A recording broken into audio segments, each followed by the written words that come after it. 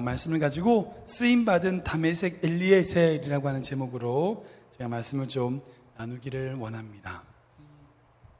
교회는 참으로 다양한 사람들이 모이는 곳입니다. 그죠? 정말 다양한 사람들이 모이는 것 같아요. 그런 만큼 그들의 신앙생활 모습이나 하나님께 헌신하고 충성하는 모양, 양태 또한 다양합니다. 어떤 것이 옳고 어떤 것이 틀렸다고 말하기가 참 애매할 때가 많이 있는 것을 보게 됩니다. 특별히 제가 한국에서 섬겼던, 사역했던 교회가 있었는데요. 중앙성결교회라고 하는 교회가 있었습니다. 그 교회가 몇 년 됐냐면 지금 111년 된 교회예요. 굉장히 오래된 교회입니다. 성결교단의 첫 번째 세워진 성결교단의 모교회고 1907년에 세워진 교회입니다. 그 교회의 역사를 보면요, 교회를 위해서 성도들이 값없이 정말 헌신적으로 살아왔고 하나님께 자기 삶을 드렸던 역사와 흔적들을 제가 볼 수 있었습니다. 특별히 제가 사역했던 2007년도는 그 교회가 100주년 된 그때 시기였어요. 그래서 제가 100주년 사업에 같이 참여하면서 그 100주년 역사를 좀 정리하고 같이 나눌 수 있는 그런 시간이 있었는데, 그 역사를 보면서 이런 성도님들이 계시니까 지금 이 교회가 여기 있는 거지라는 생각을 제가 했었습니다. 그 중에 제가 한 분을 좀 소개해드리고 싶으면 김사라 권사님이라는 분이 계세요. 그분이 어떤 분이시냐면 6.25 동란 때 모든 성도들이 다 피난을 갔어요. 심지어는 목회자도 교회를 일단은 상황을 봐야 되니까 일단 목회자도 교회를 두고 피난을 갔어요. 그들 다 교회를 비우고 떠났는데 죽음을 각오하고 교회를 끝까지 지켰던 권사님이 계셨어요. 그분이 김사라 권사님이세요. 이후에 그분의 아들이 정말 나중에 그 교회 장로님 되셔가지고 사무장으로 섬기고 정말 오랫동안 교회를 해서 대대로 헌신하셨던 그런 일들이 있었어요. 정말 자기 목숨을 걸고 그 교회를 지킨 거죠. 북한군이 막 내려와가지고 서울을 막 점령하고 있을 그때에 그 서울 한복판에 무교동에 있는 그 교회에 혼자 문 잠고 그 안에서 지키고 있었어요. 아무튼 그 100년이라고 하는 그 세월 동안 정말 그 100년이라고 하는 세월이 그냥 흘러가지 않은 거죠. 그런 성도님들의 헌신과 땀, 누군가의 그런 헌신과 수고와 열정이 있었기 때문에 그런 100년의 역사를 지켜올 수 있었다. 제가 그 역사를 보면서 그런 생각을 들었습니다. 제가 이 얘기를 왜 하냐면요, 우리 교회도 마찬가지일 거라는 생각이 들어요. 올해가 49년이고 내년이 50주년입니다. 반세기입니다. 50년의 세월이 그냥 됐을까요? 저는 그냥 되지 않았을 거라고 생각합니다. 결국 이런 모양 저런 모양, 이미 천국에 계신 분들도 계실 거고요, 이미 우리 오장로님이라는 분, 천국에 계시는 분들도 계실 거고요, 아니면 그런 믿음의 선배들이 이 교회를 정말 믿음으로 지켜오시고 어떤 모양으로든지 이 교회를 향하여 헌신하고 수고하고 열정을 바쳤기 때문에 이 교회가 지금 여기 있는 거죠. 할렐루야. 그 중에 제일 중요한 역할을 하시는 분이 누구냐? 저는 지금 이 자리에 계신 우리 성도님이라고 생각합니다. 지금 이 자리에 계신 성도님들이라고 생각합니다. 아무튼 하나님은 구약시대나 신약시대나, 아니 지금까지 늘 하나님의 사람을 통하여 일하셨고요, 그렇게 쓰임받은 사람들을 통하여 역사하시는 분이 우리 하나님이신 줄 믿으시기 바랍니다. 그렇다면 우리가 하나님께 쓰임받을 때에, 아니 하나님께 쓰임받기 위하여 어떤 마음의 자세와 어떤 마음을 가져야 하는가, 오늘 등장하는 이 다메섹 엘리에셀, 아브라함의 한 늙은 종의 모습을 보면서 우리가 함께 은혜를 나누기를 원합니다. 첫 번째로요, 다메섹 엘리에셀은 쓰임받음의 기쁨을 누린 자였습니다. 우리 한번 읽어볼까요? 시작. 다메섹 엘리에셀은 쓰임받음의 기쁨을 누린 자였습니다. 우리 2절부터 4절까지 말씀인데요, 같이 한번 읽어보겠습니다. 시작.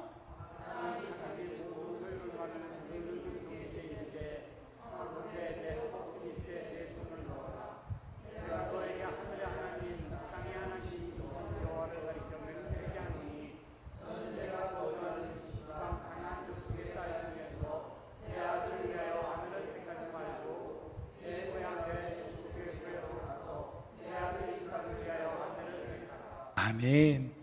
성경에서 가장 행복한 사람의 모습을 떠올리자면 저는 꼭 방금 읽었던 이 장면이 머릿속에 떠오릅니다. 여러분 생각해 보세요. 아브라함이 자기 눈에 넣어도 아프지 않는 그 이삭, 자기의 아들 이삭의 아내, 즉 자신의 며느리를 구하는 거예요. 얼마나 중요한 일이에요. 정말 중요한 일이죠. 자기 생명보다 더 중요한 일이에요. 그런데 아브라함이 갈 수가 없어요. 나이가 많아서.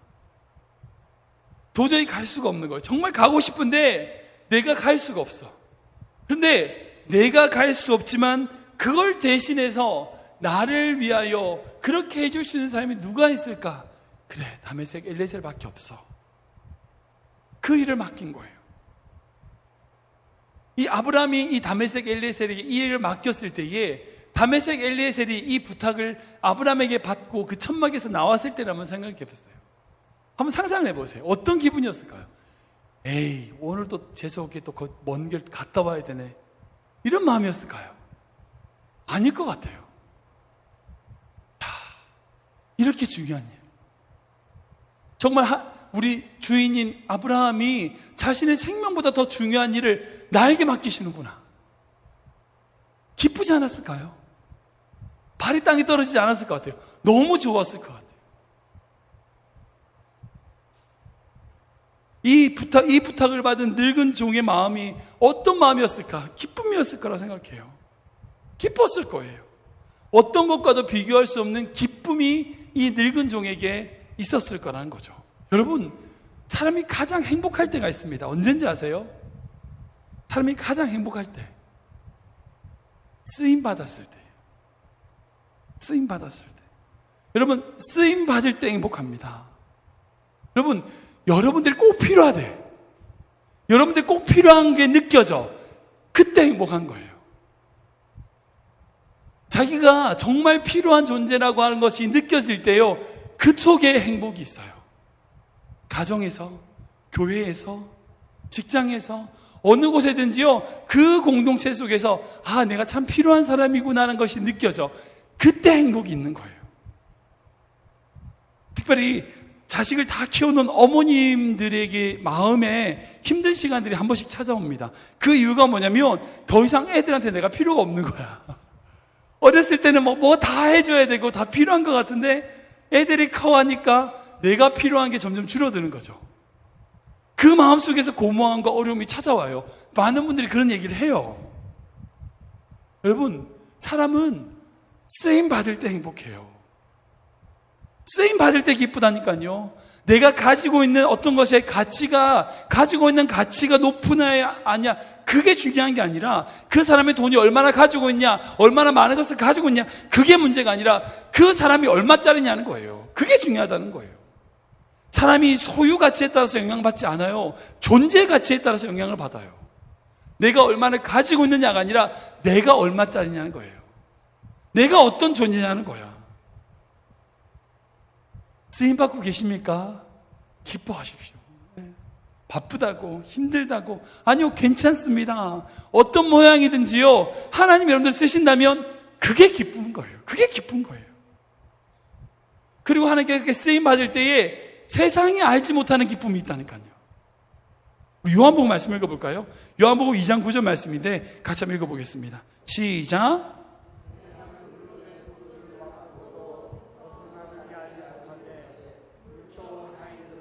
아멘. 이 장면 아시죠? 예수님께서 가나 혼인잔치에서 물로 포도주를 만드시는 장면이에요. 이때 가나안 잔치에 있던 수많은 사람들, 정말 많은 사람들이 무슨 축복을 누렸냐? 포도주를 마시는 축복을 누렸어요. 그죠? 포도주를 마실 때 기쁨이 있어요. 맞아요. 포도주를 소유하면 기뻐요. 포도주 없는 것보단 포도주를 소유하는 게 기뻐. 그잖아요. 물 마시는 것보다 포도주 마시는 게 낫다니까. 여기서 그렇다 마시라는 말씀은 아니에요. 아무튼 물 마시는 것보다는 포도주 마시는 게 낫죠. 물 가지고 있는 것보다는 포도주 가지고 있는 게 기뻐요. 그런데 더욱보다 더 큰 기쁨이 있어요. 그건지 뭔지 아세요? 그 포도주가 어디서 왔는지 아는 기쁨이에요. 여러분들 물질이 가지고 계시죠? 물질 가지고 있다고 기쁜 것보다 그 물질이 어디서 왔는지 아는 기쁨이 있다니까요. 자식들이 있으시죠? 자식을 가지고 있는 기쁨이 있어요. 예, 자식들을 주는 놀라운 기쁨이 있죠. 근데 그 자식이 어디서 왔는지 아는 기쁨이 있다니까요. 건강이 있으시니까 좋죠. 건강하니까 건강 없는 것보다 나을 거예요. 건강이 있는 기쁨도 좋아요. 그런데 그 건강이 어디서 왔는지 아는 기쁨이 있다고요. 근데 이 하인들은 뭐예요? 포도주를 가지고 있는 기쁨이 아니라 포도주가 어디서 왔는지 아는 기쁨이에요. 이 사람들은 어떤 사람인지 아세요? 쓰임 받을 때 알 수 있어요. 자기가 한 것으로 착각하고 있으면 몰라요. 쓰임 받을 때 알 수 있어요. 그러니까 세상이 알 수 있는 기쁨이 아닌 전혀 다른 차원의 기쁨이 있어요. 세상이 가지고 있는 기쁨이 아니라 그것이 어디서 왔는지 아는 기쁨.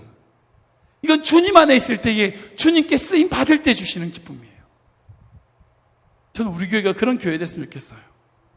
정말 주님께 쓰임 받음으로 기쁨을 누리는 교회, 주님께서 잘하였다 칭찬하는 교회, 그런 교회가 되기를 주님을 축원합니다.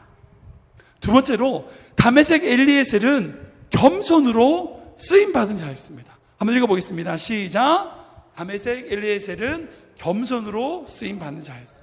우리 5절과 6절 말씀인데요, 한번 읽어보겠습니다. 시작.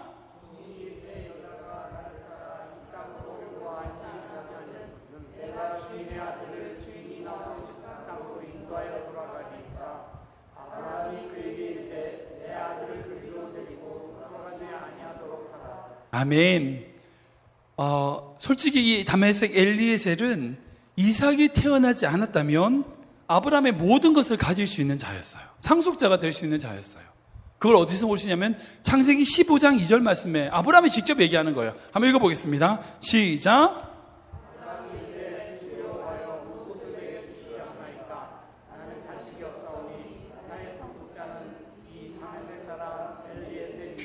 아멘. 지금 이 사람이 동일 인물이에요. 즉 15장에 아브라함이 이삭이 태어나지 않았을 때, 자기가 너무 나이가 많아가지고 더 이상 후계자가 없을 거라, 대가 끊어질 거라고 생각했을 때에 자신의 모든 재산과 자기의 모든 유업을 누구에게 주려고 생각했냐? 이 늙은 종 다메섹 엘리에셀에게 주려고 했어요. 그런데 이삭이 태어난 거예요. 한평생 그 주인 아브라함과 함께 했던 종, 아브라함에게 인정을 받았던 종, 상속자가 될 만큼 모든 것을 다 가질 수 있는 가능성이 있었던 종. 그런데 이삭이 태어나니까 모든 것을 다 뺏겼어요. 모든 것이 다 날아간 거예요. 아까 읽었던 5절과 6절 말씀, 아까 아브라함에게 그 사람을 여자가 안 오면 이삭을 데리고 그쪽으로 갈까요? 라고 하는, 그렇게 물어보는 건 이야기를 자세히 한번 읽어보세요.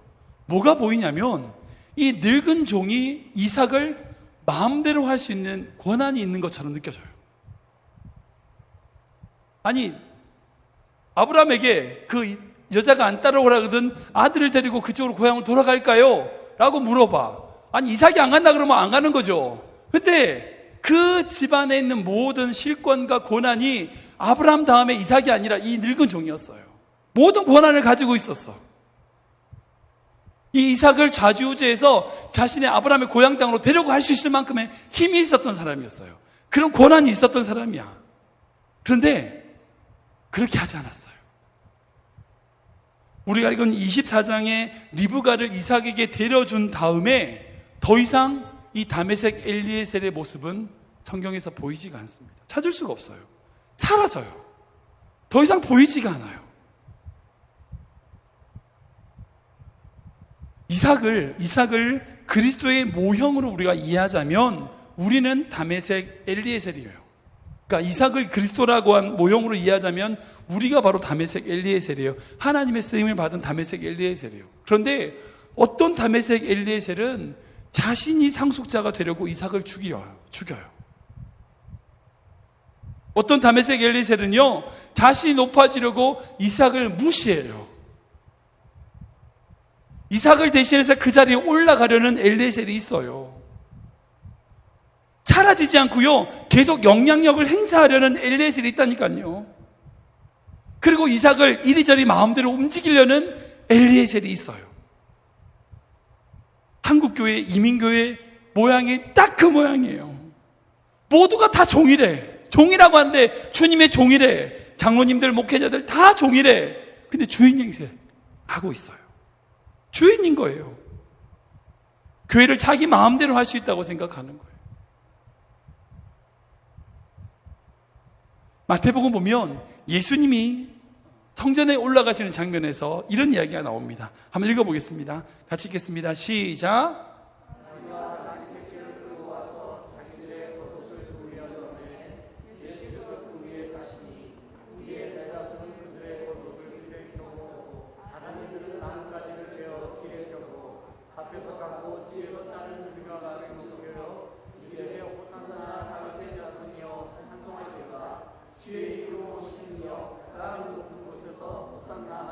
아멘. 한번 생각해 보세요. 나귀와 나귀 새끼가 만약 예수님께 한 이 환호성을 자기에게 한 것으로 생각을 했다면, 이 나귀 새끼가 엄마, 이 사람들 왜 이래? 내가 그렇게 잘생겼어? 내가 그렇게 예뻐? 내가 그렇게 잘났어? 라고 주인공인 걸로 착각한다면 어떤 모양일까요? 그 앞에서 막 걸어가고 있는데 엄마는 그 예수님을 태우고 있고 나귀 새끼가 같이 가고 있잖아요. 나귀 새끼가 자기가 주인공인 줄 막 이렇게 폼 잡고 막 이렇게 막 그렇게 걸어간다면 한번 생각해 보세요. 그 모양이 얼마나 꼴불견일까요?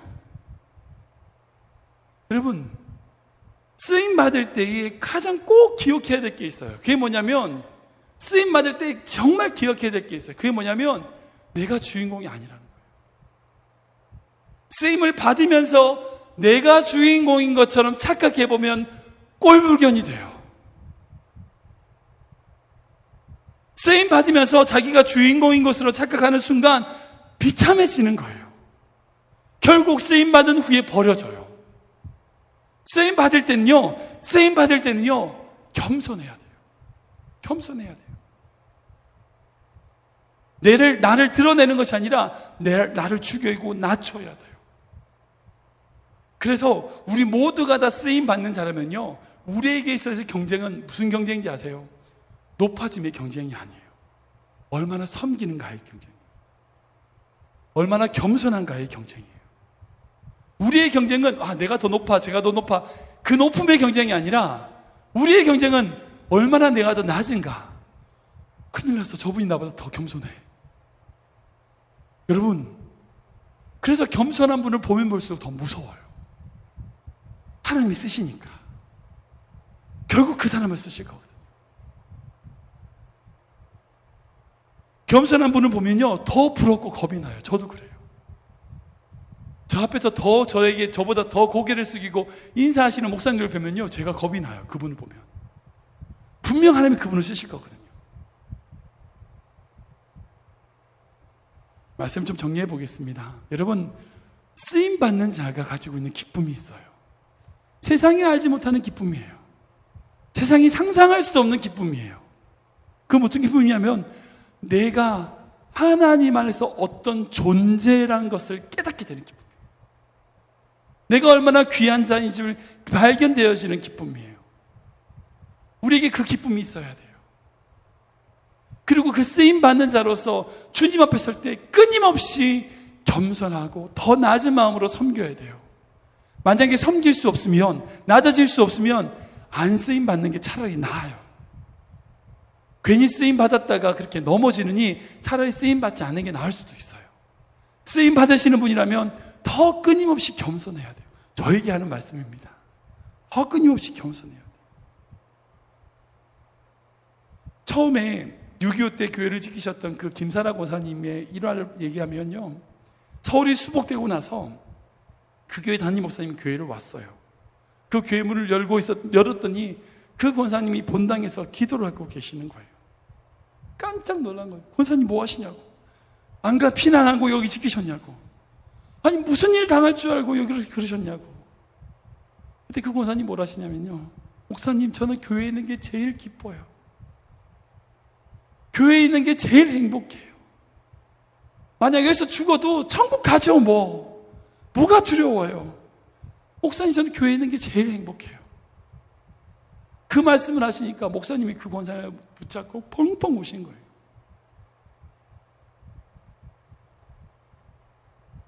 여러분, 우리가 주님의 전에 있을 때 가장 행복한 거예요. 주님께 쓰임 받을 때 가장 기쁜 거예요. 그리고 주님께 쓰임 받을 때에 겸손한 마음으로 하나님, 저는 아무것도 아닙니다. 그저 하나님이 쓰시니 감사합니다라고 우리 자신을 드릴 때에 우리 교회가 그런 교회 나갈 때에 하나님께 쓰임받는 교회가 될 줄 믿습니다. 여러분, 전 정말 하나님께 쓰임받고 싶습니다. 부족한 사역자지만 저는 정말 하나님께 쓰임받고 싶어요. 저희 가정 하나님께 쓰임받고 싶어요. 저의 삶이, 저의 일생이 하나님께 쓰임받는 인생 되기를 원합니다. 저는 하나님께 쓰임받을 때가 제일 기뻐요. 저는 이렇게 설교하고 찬양할 때가 제일 행복해요. 그래서 우리 애들이 맨날 제가 설교를 녹음해서 다시 들으면서 제가 막 은혜를 받거든요. 그러니까 제발 그러지 마라 그러는데 전 제가 설교하는 게 너무 행복해요. 저뿐 아니라 우리 성도님 모두가 다, 이 자리에 있는 우리 성도님 모두가 다 그 쓰임받는 기쁨, 쓰임받는 기쁨, 그리고 쓰임받을 때 철저히 주님 앞에 겸손하게 더 쓰임받을 수 있도록 우리 자신을 드리는 그런 자 되기를 주님의 이름으로 축원합니다. 한번 기도하겠습니다.